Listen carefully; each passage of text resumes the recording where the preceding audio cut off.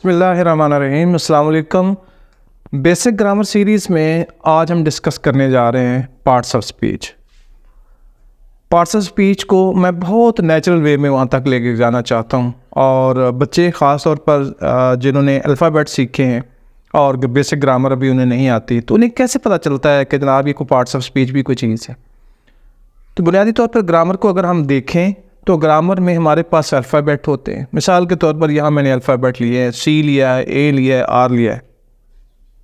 इसी तरीके से नीचे मैंने B O U G H T ले लिया है, आई ले लिया है, ए ले लिया है। तो हम क्या करते हैं कि अल्फ़ाबेट का मुख्तलिफ कम्बिनेशन बना के कोई वर्ड बना लेते हैं, यानी कि दूसरे लफ्ज़ों में वर्ड क्या चीज़ होती है, वो कम्बिनेशन ऑफ अल्फ़ाबेट होती है। बाज़ औक़ात कुछ अल्फ़ाबेट ऐसे हैं जो अकेले भी वर्ड के तौर पर आते हैं, जैसे आए या आ, ये वर्ड है, ठीक है ना। वर्ड वो चीज़ है कि जो किसी सेंटेंस में कोई अहम पार्ट प्ले कर सके। वो कौन से पार्ट्स होते हैं, कौन से रोल्स हैं जो वो प्ले करते हैं, और उन्हीं के नाम से फिर उनके आगे नाम रखे जाते हैं। मिसाल के तौर पर पहले मैंने देखा जी ये लिया है सी ए आर, तो यहाँ मैंने इसको कंबाइन करके कार बना लिया, इसलिए इसको मैंने कंबाइन करके बॉट बना लिया। ये खुद एक इंडिपेंडेंट वर्ड है, ये भी खुद इंडिपेंडेंट वर्ड है। इन वर्ड्स को आगे मैंने कंबाइन करके वर्ड्स को मैंने कंबाइन करके ये एक सेंटेंस बना दिया, एक सेंटेंस फ्रेम कर दिया। यानी मैंने लिख दिया आई बॉट अ कार, यहाँ फुल स्टॉप है जी। अब इसमें देखें कि अल्फ़ाबेट का कम्बिनेशन वर्ड्स हो गए, वर्ड्स का कम्बिनेशन सेंटेंस या फ्रेज दोनों में से कुछ हो सकता है। यानी अगर वर्ड्स का कम्बिनेशन कोई मीनिंगफुल सेंस दे रहा है, कंप्लीट सेंस दे रहा है, तो वो सेंटेंस होगा, और अगर वर्ड का कम्बिनेशन इनकम्प्लीट सेंस दे रहा है तो वो फ्रेज होगा। मिसाल के तौर पर अगर वर्ड का कम्बिनेशन यहाँ चेक कर लें सेंटेंस नंबर 3 में, तो यहाँ लिखा हुआ है ऑन द टेबल। अगर यहाँ पे हम लिख दें ऑन द टेबल, तो कम्बिनेशन ऑफ वर्ड्स तो है लेकिन सेंस कंप्लीट नहीं दे रहा, तो फ्रेज होगा। लेकिन आई बॉट अ कार, एक कम्बिनेशन ऑफ वर्ड्स तो है लेकिन कंप्लीट सेंस दे रहा है। इसी तरीके से दूसरे को देखें, दे वॉक ब्रिस्कली, ये भी कम्बिनेशन ऑफ वर्ड्स है कि ये एक वर्ड है, ये दूसरा वर्ड है, ये तीसरा वर्ड है। इसी तरीके से ये एक वर्ड है, ये दूसरा वर्ड है, तीसरा ये चार। पहला सेंटेंस 4 वर्ड्स पर मुश्तमिल है, दूसरा 3 वर्ड्स पर मुश्तमिल है। वर्ड्स 1 2 3 4 5 और 6, ये 6 वर्ड्स पर मुश्तमिल एक सेंटेंस है। इसी तरीके से ये देखें 1 2 3 4, ये 4 वर्ड्स पर मुश्तमिल एक सेंटेंस है। इसी तरीके से 1 2 3 4 और 5 वर्ड्स पर मुश्तमिल एक सेंटेंस है। और इसी तरीके से इसको भी देख लें, 2 3 4 वर्ड्स पर मुश्तमिल एक सेंटेंस है।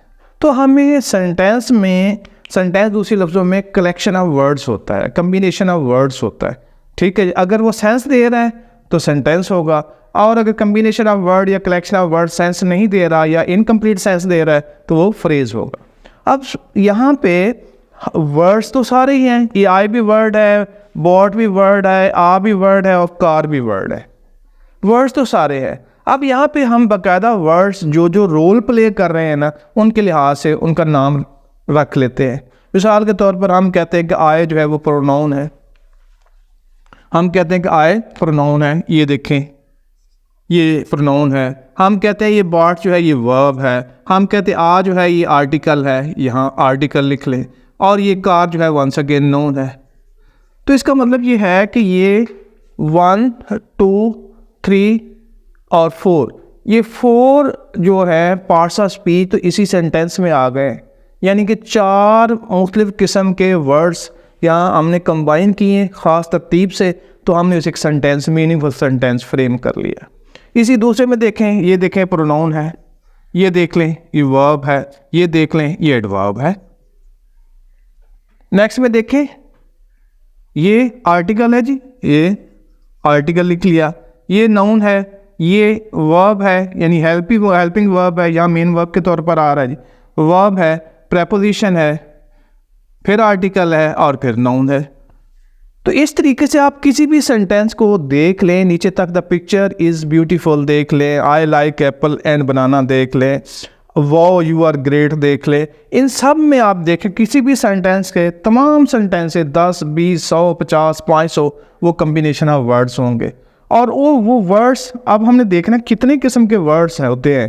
जो सेंटेंस बनाते हैं आपस में, उसमें कम बेश करके, हम आगे पीछे करके, थोड़े ज़्यादा करके, हम कम्बिनेशन करके उनका सेंटेंस बना सकते हैं। तो वो हम कहते हैं कि जी वो 8 टाइप के वर्ड्स होते हैं जिनको हम कंबाइन करके सेंटेंस बनाते हैं। और ज़रूरी नहीं कि हर सेंटेंस में 8 के 8 पूरे आ रहे हो। जैसे मैंने बताया ना कि इसमें देखें 1 2 3 4 आ रहे हैं, सेंटेंस बन गए। दूसरे में देखें 1 2 3 आई थी हैं, 3 आए हैं और सेंटेंस कंप्लीट हो गया। तो होंगे इन्हीं 8 में से 8, इन 8 को हम पार्ट्स ऑफ स्पीच कहते हैं। ठीक है जी। वंस अगेन देखिए, अल्फ़ाबेट कंबाइन होकर वर्ड्स बनाते हैं, वर्ड्स कंबाइन होकर सेंटेंस या फ्रेज बनाएंगे। अगर तो collection of words meaningful sense दे रहा है तो वो सेंटेंस है, और अगर collection of words incomplete sense दे रहा है तो वो फ्रेज है।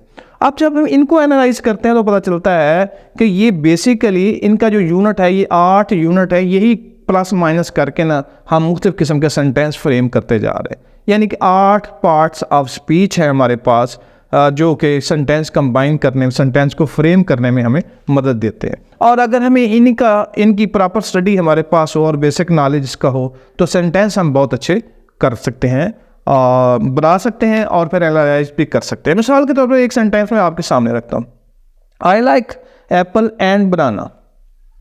तो आप ये बताइएगा कि इसमें एंड प्रेपोजिशन के तौर पर आ रहा है या कंजक्शन के तौर पर आ रहा है? जी, कंजक्शन के तौर पर आ रहा है। क्यों कंजक्शन के तौर पर आ रहा है? कि कंजक्शन की ये खूबी होती है कि वो हमेशा सेम कैटेगरी को आपस में मिलाती है। यानी नाउन को नाउन से मिलाएगी, वर्ब को वर्ब से मिलाएगी, फ्रेज को फ्रेज से मिलाएगी और क्लास को क्लास से मिलाएगी। आप देखेंगे इधर एप्पल है और इधर बनाना है, दोनों नाउन है और दोनों को जो मिला रहा है वो एंड है, तो इसका मतलब है एंड यहाँ कंजक्शन के तौर पर आ रहा है। क्लियर होगी बात? तो ये सारी चीज़ें कैसे पता चलती हैं? जब हम पार्ट्स ऑफ स्पीच को देखेंगे बड़ी डिटेल के साथ। ठीक है जी। तो लिहाजा हमने पार्ट्स ऑफ स्पीच की बेस आपको बता दी कि ये कहाँ से मर्ज हो गए हैं, क्यों ज़रूरत पड़ गई है कि हमें पार्ट्स ऑफ स्पीच को स्टडी करना है। Thank you.